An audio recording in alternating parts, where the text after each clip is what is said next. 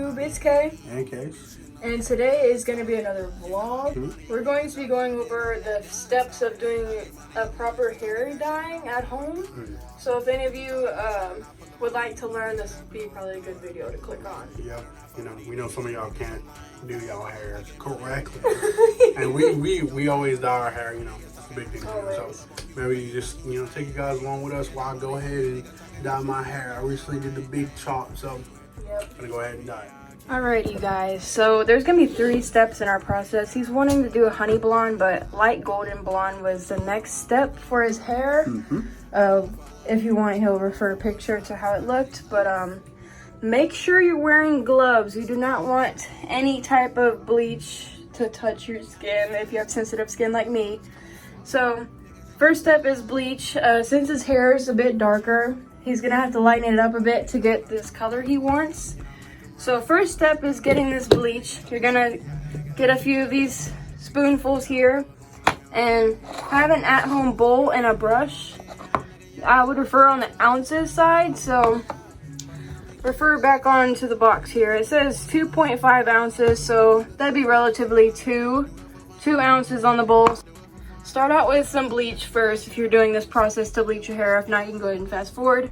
But put some bleach in here up until you get up to the 2 mark, and then put some developer in at the same level. So you'll have to separate this somewhere else to get the right measurements. So be right back. Okay, so I filled up the bleach in the bowl. It's about there at 2. And for the developer, do the same thing. Just take this out of the bowl, put it somewhere to where it won't be touched by kids or pets or whatever, and put some developer in. Now, since Mr. here has darker hair, he has some darker hair, so we're gonna use 40 developer. How the developer works is 40 developer is the strongest, so it's gonna work faster and also give it a really bright color. So if you have dark hair and want it to be quick like that, 40 developer is your pick.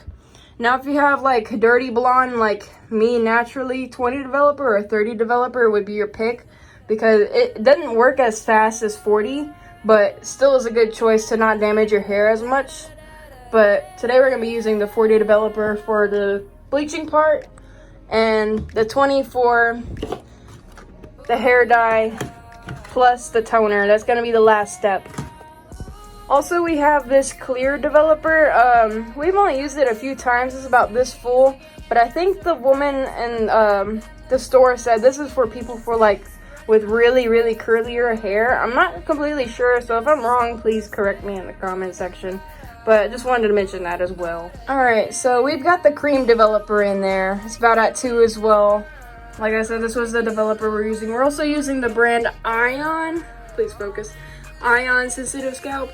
That's also the same brand for the hair dyes as well. So that's what we always use. But I've got the bleach in a different bucket. I mean, we usually go through these a lot. So just mix these 2 together and you'll have to mix it. Please do not breathe it. I can't stand it. But anyways, mix that up and we'll be right back. Oh, shoot. Alright, so we've got the mixture. It looks pretty creamy. It's supposed to look like that. It's not supposed to look too runny, too chunky. So this mixture is just right. I'll be taking another look at that without it spilling. Alright, so I also forgot to mention it's very important to make sure you have the measurements of whether it's bleach or the hair dye. You have to make sure it's measured the same amount with your developer. You have to make sure you get it at the same amount that you put in there, so it kind of levels out, so you don't have too much developer over hair dye or etc. I just wanted to throw that in there in case for starters, you know. So we're gonna time lapse this, so it's not gonna be like a whole long video, but make sure you're like using your brush and painting over the area and try to avoid getting it in the eyes, nose, mouth.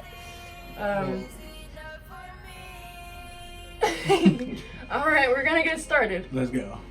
Alright, if you got longer hair doing this, just make sure you're kind of like cradling it in your hand. That way it's kind of getting everywhere instead of just in one spot if you're like letting the hair free flow.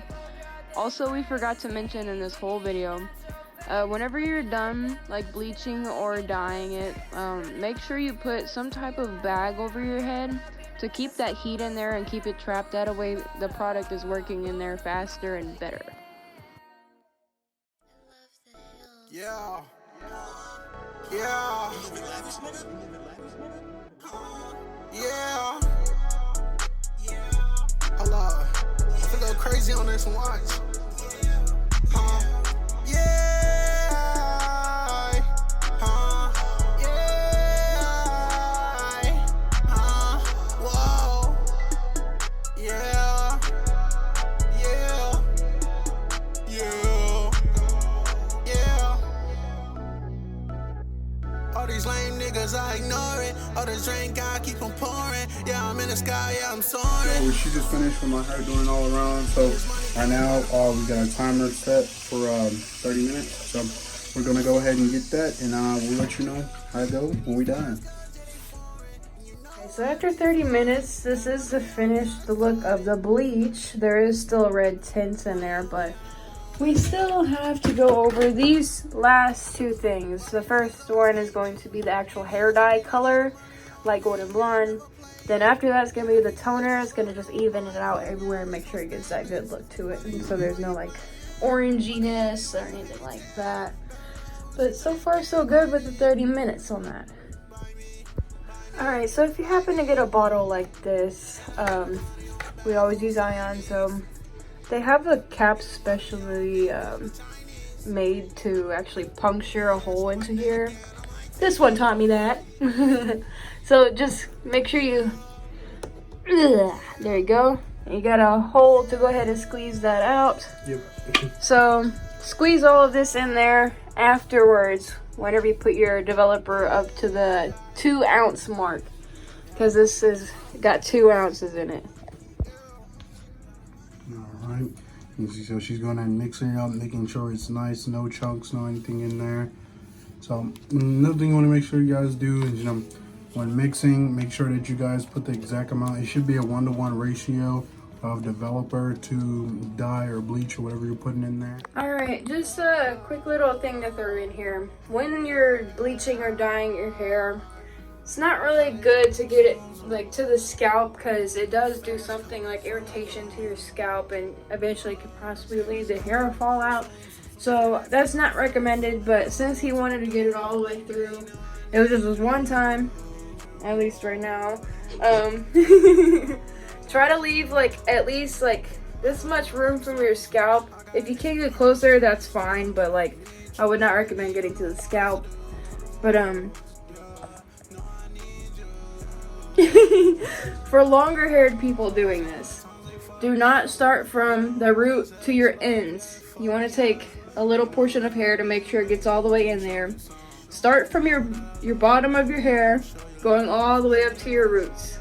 That is the proper way to do it, and use gloves. And I know professionals use something like a clipboard to do it to make sure, but make sure you're brushing it evenly, like front side and back side of the hair. So we're going to put the dye in his hair, and we'll show you the finished result, then do the toner. Yeah! Alright, so we just finished putting all the hair dye in his head. We're going to leave this in about 40 minutes. We'll come back with those results after he washes, then we'll be on to the toner. Yep. Alright, so we just washed out the dye. Did a little bit of its job.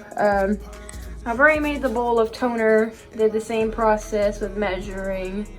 It should help clear out some of these red hues and any type of orangeness that might be going on in his hair. But that's the finished result of the hair dye. And the only reason why there's a little bit of red tint is because he had his hair purple, right? You had your hair purple before. So it's just picking up off of that a little bit. But the toner should hopefully clear that out a bit. So next clip to see that. Alright, so this is the finished product with the toner. I'm using my flashlight to go ahead and give you guys a little turnaround. There is still a little bit of that red in there, but it mostly got taken out. How you like it? I love it. I feel beautiful now. Yeah, the toner did its job. So this is the finished result with the blonde color he wanted. Alright guys, yeah, so that's going to do it for this video today. Hope you guys enjoyed. Hope you guys learned something new about, hair dyeing. I love this color that came out. Thank you so much. You know, shout out to you, baby. Love you. Thank you. But y'all, yeah, so if you guys want more vlogs like this, just go ahead and comment. Let us know down in the comment section. Well, if you have any questions or confusion about any key points that were mentioned in the video, I know there's probably going to be voiceover on this or text over the whole thing going, but if there's any confusion, just please let us know. I mean, the hair turned out pretty good, like how we wanted it to. I mean, there's a few things that are good and bad when dyeing hair, so we hope we pointed out some of those things, and hopefully most of you know what y'all are doing now, and that way you ain't gotta go to a salon and pay $100+. Lords know, gods know, they make prices be crazy. I did these with longer hair, and they charged me $80. You could go to Sally's or any type of hair store. I would not recommend box hair dye. Do the hair dyes that we did, buy your own little setup, and it is so worth it if you know what you're doing. Yep. Yeah, but with that being said, hope you guys enjoyed the video. It's been Kay. And Case. And we'll catch you guys in the next one. Peace. Whoa, let's make a couple bands tonight. Whoa, let's get this right.